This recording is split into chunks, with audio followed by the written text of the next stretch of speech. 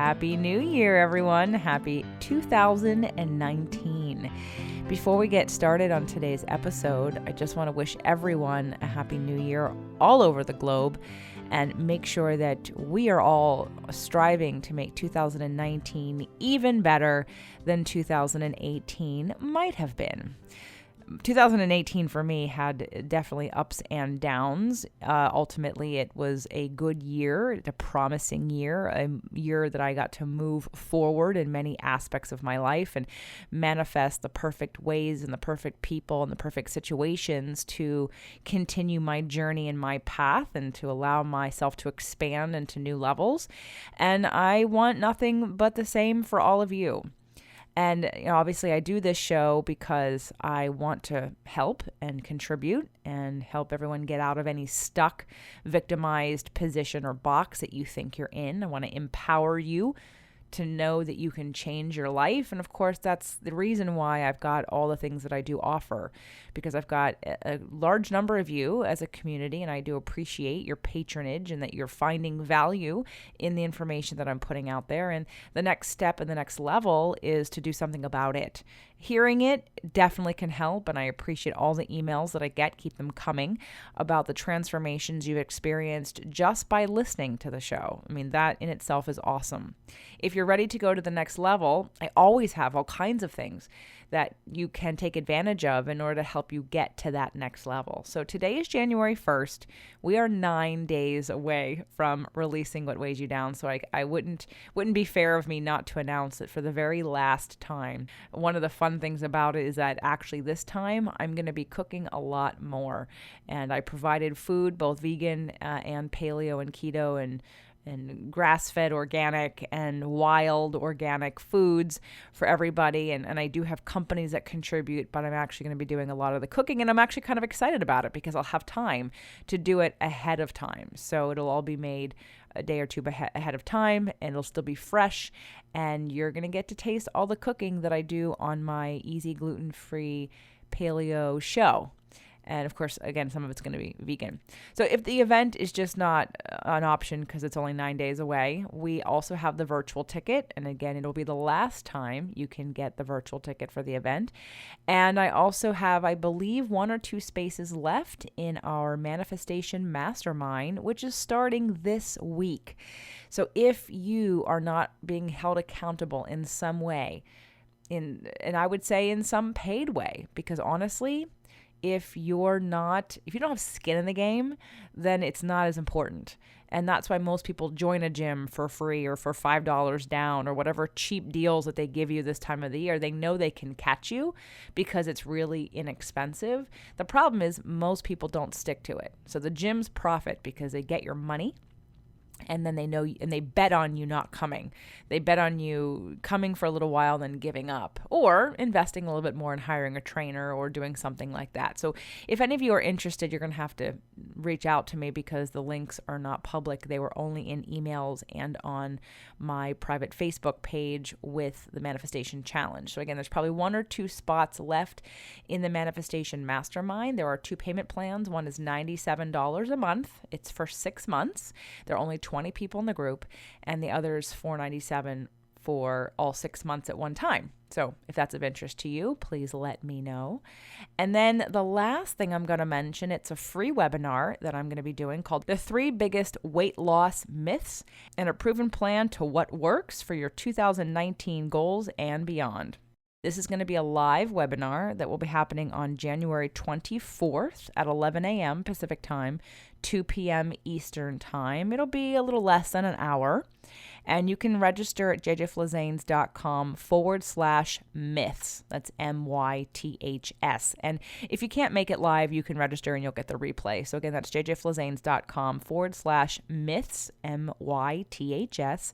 And again, our topic is the 3 biggest weight loss myths and a proven plan to do what works for your 2019 goals and beyond. So I hope that you'll register for that webinar and we can get on a really good trajectory and momentum for 2019 when it comes to your health, because again, that is part of my goal here. So today's show, January 1st, I thought it would be appropriate to talk about detoxification in a new way. And we're going to talk about that love-hate relationship with technology, that even if you are addicted to technology, you have it. And if you don't really bother with technology, you have it. You're just on the opposite ends of the spectrum. And for those of you that are coming to Releasing What Weighs You Down, you're going to be doing a digital detox because you are not allowed to have your phones even powered on. And no one is bringing a laptop into the room except Josh. Josh handles all of my production and my websites and stuff. So Josh gets to have his laptop. But besides that, it's a digital detox. It is going within.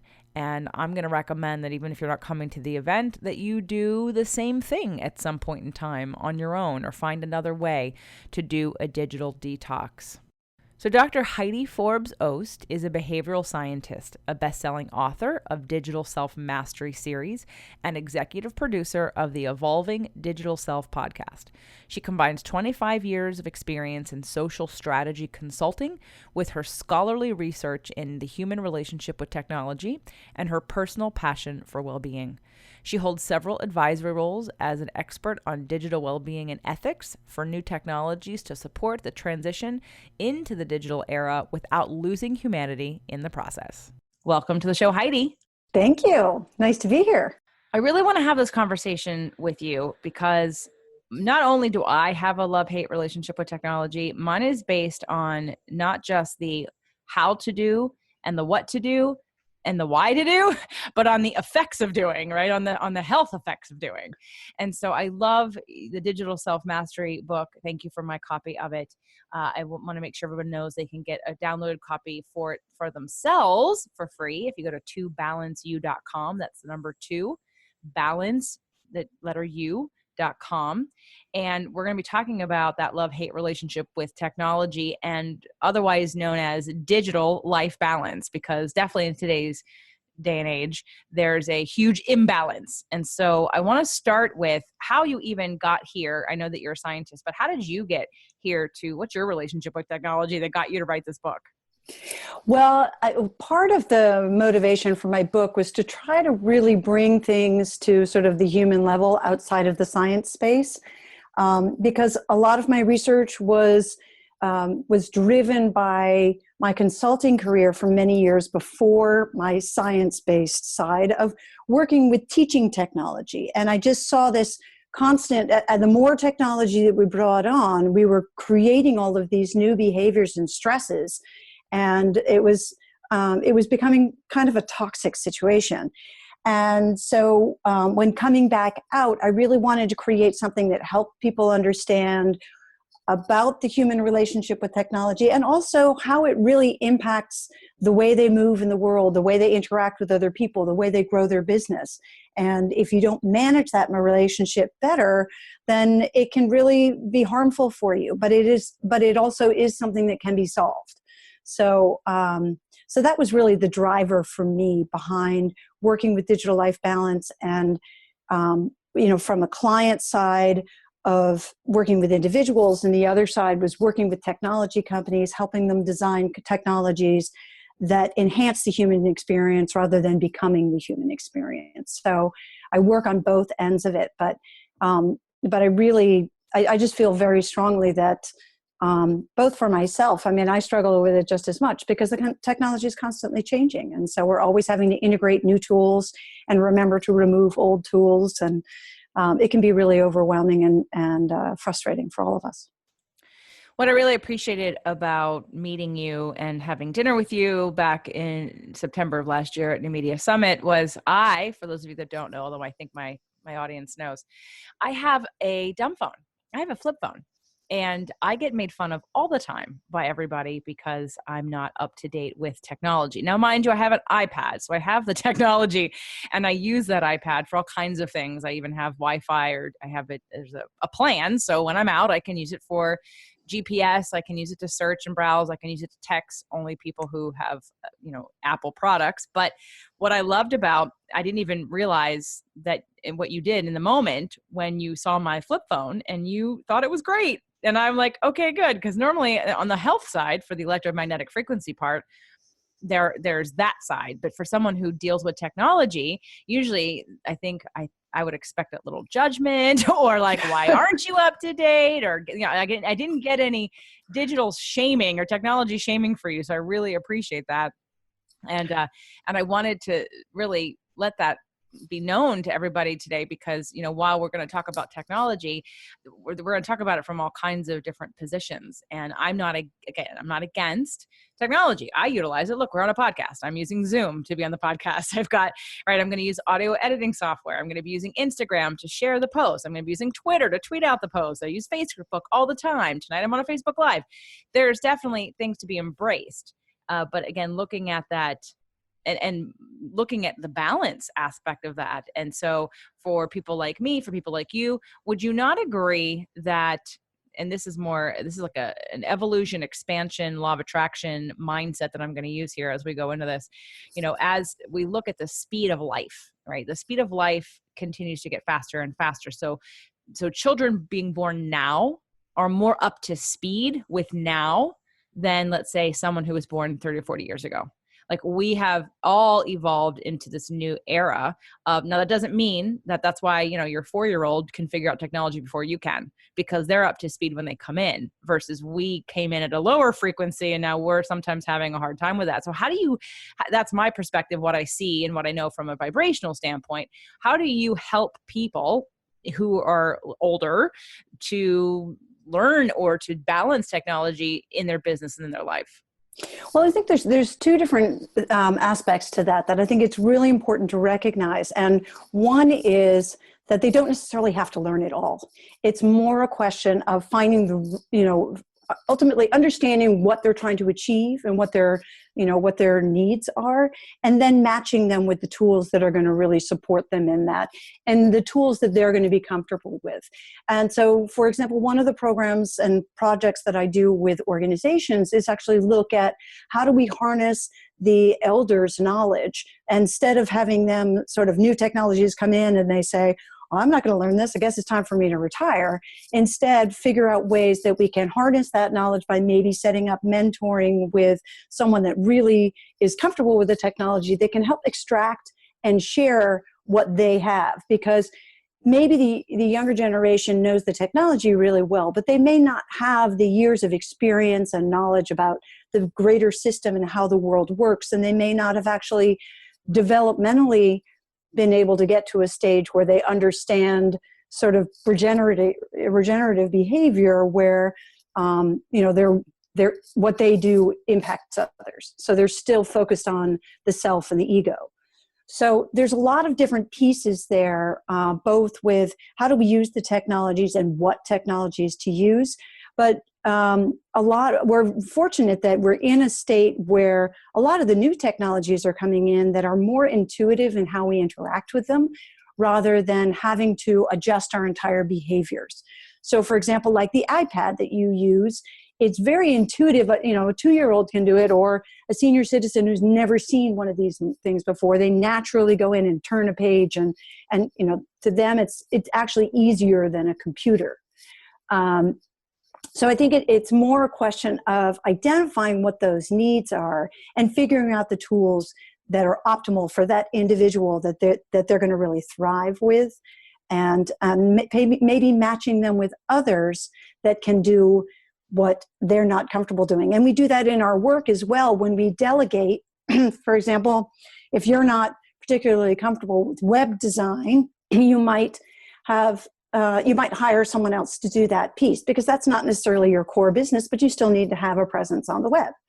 So it's really no different than that. It's more just looking at how do we balance those systems from a bigger perspective, but also from the individual perspective. Okay, so then the question becomes, are you helping people determine that? Because how else would somebody know what's available to them and what the better choices are when I'm, let's just say, someone who's older and technology does not fit my brain? I think knowing yourself is really important. I talk about this on the show and in different places all the time. Knowing what you're good at, knowing what you can handle, and also knowing what you can't. Like I'm pretty smart, and I've got a lot of I've got a lot of skills and a lot of different areas of understanding. But when I sit down in front of a computer with someone who's coding, my brain gets zapped instantly and I am dead brained for the rest of the day. Like I cannot watch someone code because it's like language I can't wrap my head around. Now, I'm sure if someone explains it to me enough, possibly. Same thing with accounting. I had a bookkeeper over here the other day, a new bookkeeper of mine. And as I'm watching her and as she's explaining it, she's driving this bus like it's, like she's with her eyes closed, because I have the accountant version of QuickBooks, which is the super up version. And of course she knows it very well and she's going really fast. And she's like, oh, she's just assuming because I'm smart, like that I can get it. And I'm like, look, I can't look at it right now. I'll learn it later. So how do you assess, or how does someone assess, or do you help assess where someone is utilizing technology, where the programs and the things, the tools they need, and the things that they don't need? Yeah. So one of the things that I do, depending on sort of what their situation is. So say, for example, someone, I can give you a Gen X example where a lot of us have accumulated a lot of different technologies, and we may even have sort of a technology graveyard. And that graveyard may be a bunch of different phones or a bunch of different devices that we've picked up over the time and never gotten rid of them, or it may just be apps and software that we haven't removed from our systems, and they're weighing us down in different ways, whether it's taking up memory or processing power, or just the stress of having these things around. So part of what I do, if you're familiar, I'm sure you're very familiar with a typical a dietary elimination diet, where you go back to the absolute basic, where you have nothing more than the absolute basic that you need in order to get through a basic day. And then you slowly add things back in to determine which things cause a physiological and a stress response. Then you go through a period of sort of identifying which of those things are triggers and are unhealthy, and identifying whether they, after you go through sort of a self-assessment of sort of what am I trying to accomplish and what am I capable of identifying those things that need to be delegated or just eliminated. And usually by clearing out a lot of that, you can get to a place of, okay, well, maybe there's still a hole here of something that I need to fill in that I haven't learned yet, or I haven't found the right tool or the right person to accomplish in order to get to my ultimate goal. But like you said, a lot of it is self-awareness, and it's less about learning the tools and the technology itself. For someone, though, that definitely thinks, like I've got people that I know who I'm helping with different things that say, I don't want to have to learn it. I'm not good at it. And there's twofold to that. There are definitely, for me, like I don't really need to learn coding and I don't want to learn coding. However, I do want to learn QuickBooks and I do want to learn it so that I know how to do it. Will I ever want to do it? Maybe not. But I want to learn it. And what I know about what's going on with me right now is I have too much on my plate to have any space to learn it. And so let's take the person who says, well, I don't want to learn it, or I think I'm too old. I don't get any of this stuff. At that point, and maybe they're right. Maybe some of the things they're choosing are too complicated for them. Are you someone who could help them, or who could help them determine and match the right next step for them when it comes to technology and their needs? So part of that is, so for example, with your QuickBooks example, you've got a tool there that has incredible power to do all kinds of things in the accounting space. But like anybody who's running a business, you need to have a baseline understanding of your finances before you pass them on to somebody else, right? You need to understand sort of your basic profit and loss. You don't need to be an accountant. You don't need to be someone that handles those, but you do need to at least understand how much money do I have, how much is going out, and how much is coming in, right? So if your personal preference is to be able to, beyond just reading the reports that you receive from your accountant, then yes, you are going to have to challenge yourself to learn some of those basic pieces. But part of that is also identifying a good partner that can help communicate that. So one of the things you said there that stood out to me was that when she talks to you about what she's doing, or when you're watching what she's doing, it's like another language, right? And this is a very classic situation when we're telling someone what we want on our website, or we're telling someone what we want to do. All of these different things, once you do delegate something, there's a miscommunication because you are speaking two different languages.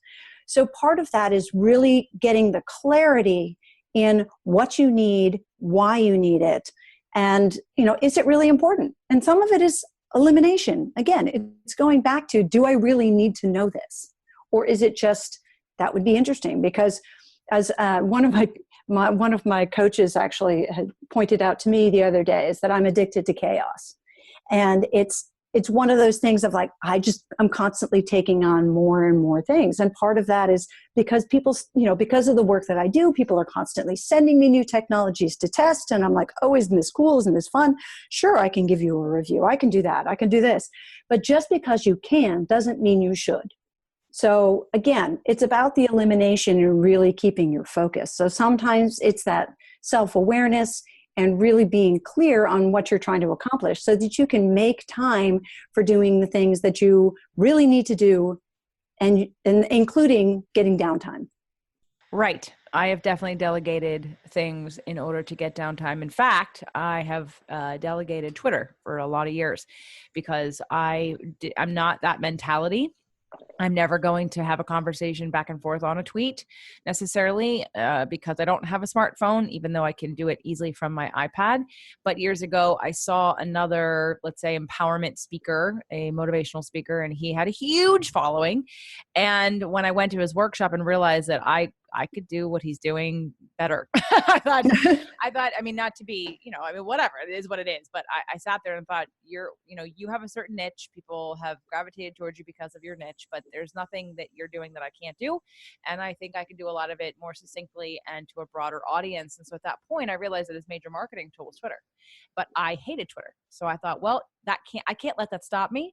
I'm going to hire somebody to delegate to. And that's what I've been doing when it comes to Twitter. So I'm definitely with you there on the delegating part when it comes to certain things that you think may or may not affect your business that you may or may not be interested in. I still have no desire to do Twitter. I've got someone else on board coming next to help do more stuff in that space because it is a space that I think is needed. I have a lot of millennials that listen to my show and people who will reach out to me and come to my events. So I don't want to negate them and force them to do the technologies that I like Facebook and Instagram. So I don't want to deny myself the space. So the question becomes, how does somebody determine?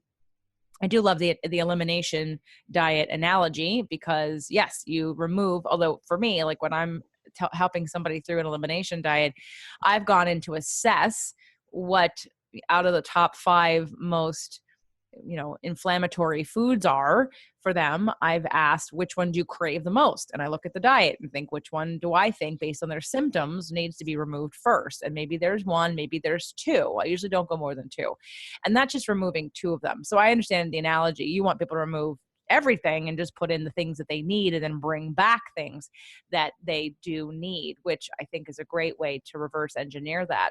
But let's say somebody has all this stuff. They're not willing to let go of it and they need to wrap their head around or know, where do I find out if there's something better? I mean, the world of technology grows so quickly and how do we keep up with, not even keep up. I don't want to keep up. And that's not what you're telling people to do either. It's about getting specific. It's about choosing the right tools. But how does somebody really do that when they're not in the know about the tools that are available? So, and that ultimately is a challenge. It really is. I mean, even for me, and I have a pretty good finger on the pulse, partially because I'm, often speaking at events where they're presenting a lot of the new things. But even in that time, as I see things that come and I'm like, this is going to be the greatest thing. And then 6 months later, it disappears. And sometimes you have these incredible new technologies that are answering all the questions that, we really feel that we need. And unfortunately, their business model is crappy, whether it's they haven't figured out how to distribute their product or whatever it is, they disappear. And that's after you've put all of your energy and time into learning this new thing. So I think it's, technology is really, it's tricky in that way. And there's no sort of magic bullet in terms of saying this will work for everyone. But I think what's really important is to find resources that match the way that you think, the way that you communicate, and your needs, and then use their recommendations. Because I work from sort of the premise that the anomaly is the norm, and there's no way that one particular solution is going to work for everyone. So, for example, for senior citizens who want to get involved in technology, and a lot of senior citizens they're one of the fastest growing populations in terms of starting new businesses, which is like, it's crazy. But part of it is they're living longer. They're no longer tied to a business or an organization that they've worked for their entire career, but they still need to keep going and they want to keep stimulating their brains. So AARP, the American Association of Retired Persons, actually has an incredible resource base for technologies, pretty much everything for health and management. And it's an incredible resource base. So there you might find technologies that you're going to be comfortable with based on what your previous experience with technologies are. I think, following people that you understand their language is really important. So part of that is also just, reading some of the articles that are within your field. Who's talking about, the technologies that are specific to your field. If you're looking for health-based technologies, that's a whole nother thing, because you may have different challenges that other people don't have, the things that you want to track. So for example, for women, they may want to use a health technology that actually tracks their menstrual cycles, where for men, that's, totally irrelevant, but it actually can have a huge impact on, how you go about your day.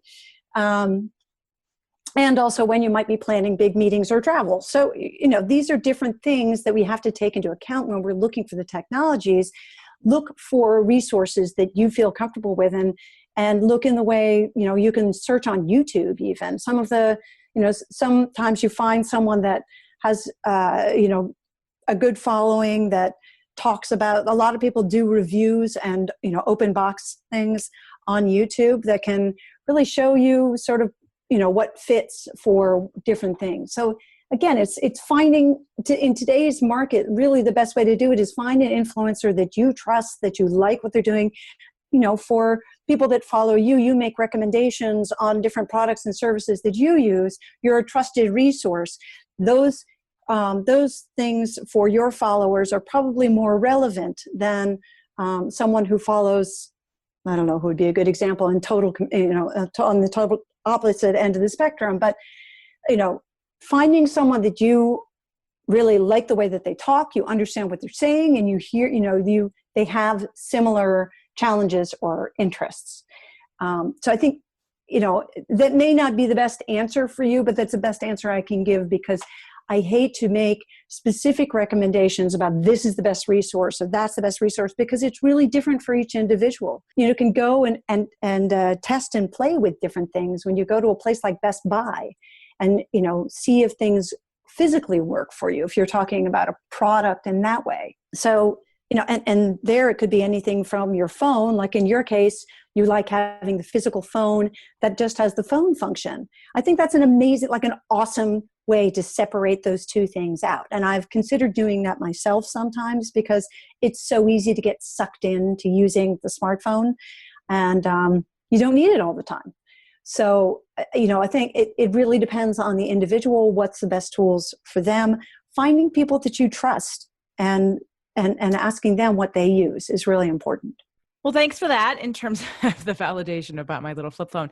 I really, when I'm driving, don't want the distraction. Now, I will say that I do bring my iPad everywhere I go now, so it has really defeated the purpose. When I didn't have the cell data that I could, get the internet no matter where I was. Before that, it was better because I could only use my iPad at home and when I had Wi-Fi, but now I can use it anywhere I am, and it's a little distracting. However, I've trained myself for years to be prepared for this, because I see too many people, besides, again, the health aspect of electromagnetic frequency and not wanting to have a battery on me all day long at that level. It's also, like we talked about in the beginning of the show, balance. So let's talk about balance. Let's talk about the idea of what that means, and from your perspective, what your recommendations may be.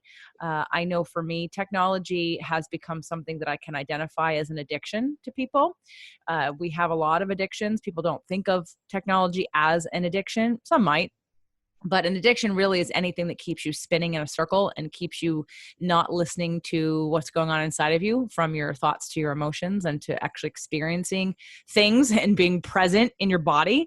And technology definitely is a huge addiction for lots of people because they're never off of it, and they are so dependent on, basically, they've set up that, put out the fire aspect of whatever's coming over, I need to respond to right now. So we give our power away all the time to these pieces of technology. So from your perspective and talking about digital life balance, do you have recommendations on either hours or devices or on usage?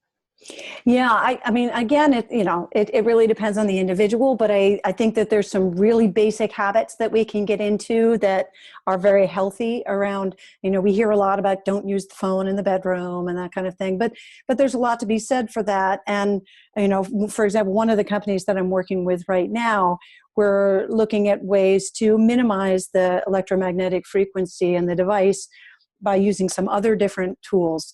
And that's something that, some people are very sensitive to it, others are not as sensitive to it, but in general, it's still there and it's going to impact your body and your brain when it's in proximity. The thing you're talking about, your iPad versus your phone, you're not putting your iPad to your ear like we do with our smartphone, or wearing a Bluetooth headset that also has the potential to have the EMF. So, you're actually doing a very healthy behavior, whether you're consciously thinking about, well, now you're saying, oh, I've got using the iPad too much, but at least it's still separated from you. So one of the things that I recommend to all of my clients is actually to have a docking station in their house where when you come in, you basically dock all of your devices, and you only go to them when you consciously need them, rather than carrying them around. So it's not in proximity of your body and constant, and in a constant flow, but it also gives you a break from that constant feeling of, oh, do I need to check things? So that's a really basic thing. I think the other thing that actually I've been really impressed with, I think Generation X is really, they're like the worst offenders in terms of sitting at the dining table and looking at their phones, and even worse, telling others not to, particularly their children. But the younger generation, particularly the Generation Z, they're really good about, putting their phones on. Everybody puts their phone on the table in a stack, and it's like, we're here, we're having dinner together. This is face-to-face time. And I think, taking in some of these behaviors are really, really great. The other is actually looking at which technologies you can use that will accomplish what you want to get done without having the full system attached to you. So for example, if you're going out for a run, or just going for a walk and you want to track that, you don't necessarily need to have your phone with you. You can have something that just tracks that communicates with your phone when you get back. That kind of thing is a way to sort of separate from the constant notification of, oh, you've got a phone call, oh, you got a new text. But it lets you focus on taking care of your body and getting the exercise that you need, but also tracking it so that you have a better awareness of what's happening with your body and your mind. So I think some of those really basic tools, the more we practice them, the better they are for us. And we're going to see the technologies get evolving more and more so that they'll be more minimalized. But I think, part of my work is really trying to make sure that when they're developing these devices, they do it with ethics behind how they use behavioral manipulation. So it's only behavioral manipulation for good, to encourage you to move more, to encourage you to meditate, rather than to encourage you to, be on the phone for your entire day with your, to get tech neck where your head is, perched forward and it's causing all kinds of physiological problems. So it's a lot of these different things that I'm trying to work with now with the tech companies. Do you cover that on your podcast? I do now. I'm starting to have more where I'm talking to some of the tech companies. Initially, it was more, I do a little mix. Some I talk to people from different industries to talk about how technology is changing the way they work and live. But I'm increasing the amount of interviews with the tech companies themselves to see how we can make that shift around digital well-being and ethics. I think that'd be a fascinating show because as I've been asking this whole time, like, who's a resource? And I know you're a resource, but if you're interviewing these tech companies and learning, people can download your show for free and start learning about some of the things that are coming up or that are out there. And I mean, obviously they should download your show anyway. So why don't you tell us, I know that you can get a free copy of your book at twobalanceyou.com. Tell everybody else, is that also at twobalanceyou.com, which is where they find your podcast? Absolutely. So they can either, you can go, it's on iTunes and all of the other podcast apps. But if you go directly to 2BalanceYou/podcast, you'll also find the podcast. It's called Evolving Digital Self, or if you're accessing it from Alexa, you just say Digital Self Podcast. Great. And I know that obviously I was on the show. Yes. Thank you. So I know you interview all kinds of people in this space. And now, as you said, you're getting more into reviewing some of the technology. I think that's going to be a really worthwhile thing for people and resource for people who are looking for more information so that they're not going to go try to find the newest, greatest thing. I mean, I hear about some things from other people in conferences, and there's just so many resources out there that it's very overwhelming at times. But definitely get Heidi's book, Digital Self-Mastery, Conquer Your Digital Habits to Boost Your Relationships and Business Growth. So whether you're an entrepreneur or not, we all have a relationship with technology. And I recommend you go to twobalanceyou.com, the number 2, balanceyou.com, and get a free download of her book. Heidi, any last thoughts you want to share with people about technology? I think, again, I'll just repeat, it's so important to think about your relationship with technology like any other relationship. You want to make sure that that it's serving you and you're serving it. So there's one thing that we often don't think about, which is caring for our technology. And when we take good care of it, it will take good care of us. So, and that's everything from making sure that it's fully charged, but also has a chance to reboot and, shut off completely, which allows us to shut off and reboot completely. So I think those are really important behaviors and habits that we can get into to improve our relationship with technology. Excellent point. Didn't even think about that. I'm a shutter downer, and I know people who leave the stuff on all the time. So thank you for that. And with that, thank you again for being on the show today. It's been my pleasure. Thank you for having me.